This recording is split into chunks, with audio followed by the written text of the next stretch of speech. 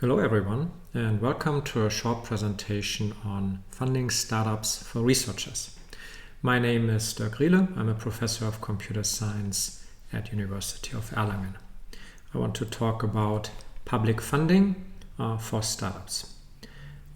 The target audience are researchers, typically PhD students or postdocs, with an idea, often based on their research, on what could be a product and a startup.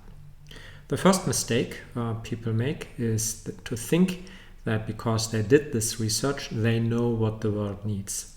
You, the researcher, the entrepreneur then, typically doesn't.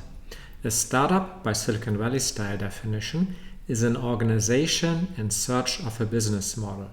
You make assumptions, you formulate hypotheses about what could be the product, what could be customers and the market in which these customers are, but you do not know for sure.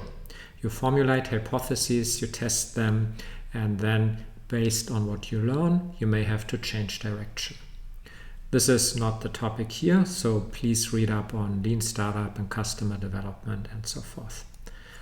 However, it is how you will be evaluated for funding, whether it's by public funding agencies or investors. So first of all, there has to be that product for a market.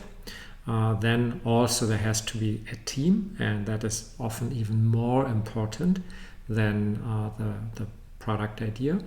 The team includes you, but often just you is very hard. So ideally there are multiple people. And then of course you need funding to realize that idea of yours. Another important thing to understand is what it is that you're trying to do. And the key distinction here is, are you trying to start a consulting company, consulting firm, which does projects for a client? Or are you trying to do a product for a market, in case of which you would be a product vendor? Consultancies are not of interest to funders, public funders and private investors alike, because they only scale with labor. You sell time effectively, and that's not attractive from a return on investment perspective. If you sell a product for a market where you can cookie cutter style sell more product, gain more customers, your revenue, your income will grow and can grow much faster, much more significantly than if you're doing projects one by one, and that is potentially attractive to investors. It is attractive if the market for your product is large enough. So next to project versus products, investors also look at, is the product in an attractive market or not? If it's just a small market, no bother, you will also not be able to acquire funding. But let's assume you have a product that is possibly solving a big need for many customers, so the market is big, you can make a lot of money. Then you have to think about how to start and grow your company in that space. There are two approaches to growing your company: either by taking outside money and using that outside money to grow, or by trying to break even as fast as possible, trying to become profitable as fast as possible, and then grow from your own resources.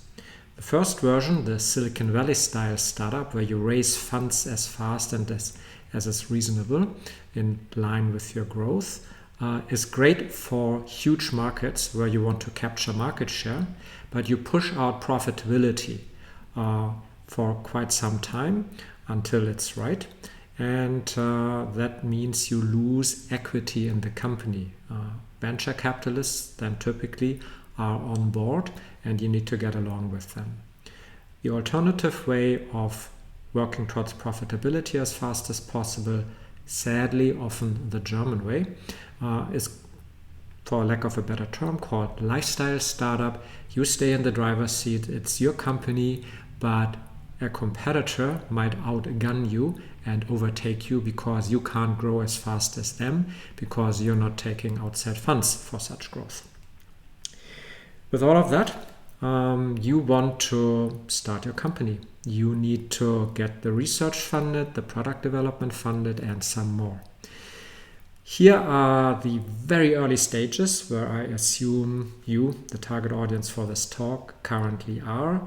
Ideally already still before founding a company, you can get a lot of money from the German public funding ecosystem. It's fabulous.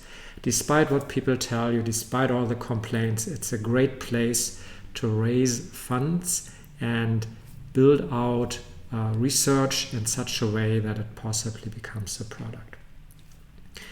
The public funding agencies, which can give you a lot of money, have a structure in mind, which roughly is a sequence of phases you go through, from basic research, Grundlagenforschung, through validation research, angewandte industrielle Forschung, all the way to experimentelle Produktentwicklung, prototyping, and so forth.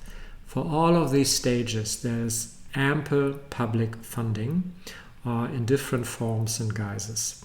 Once you found, however, and that is a watershed event, the situation changes, because now you are a company and potentially competing with other companies, which makes it harder for the state to give you funding. You can still get funding, but more likely you will then go for private investors who are not bound by the rules of the state to get that money to experiment and eventually, hopefully, grow your product in its market. Before founding, but also afterwards, but before founding, all the money goes to the university where you're probably employed, and that funding then is earmarked for your research. But it goes through the university because there's no legal entity yet. So you need to have that backing. Later on, once you have incorporated funding, public funding can go to the startup, but can also go to a consortium of university and startup, and so forth. Past these early stages, there's a whole ecosystem of private investors, venture capital, that can push you along the way of growth and a potential exit at the end, but that's probably a good thing for a later period of time.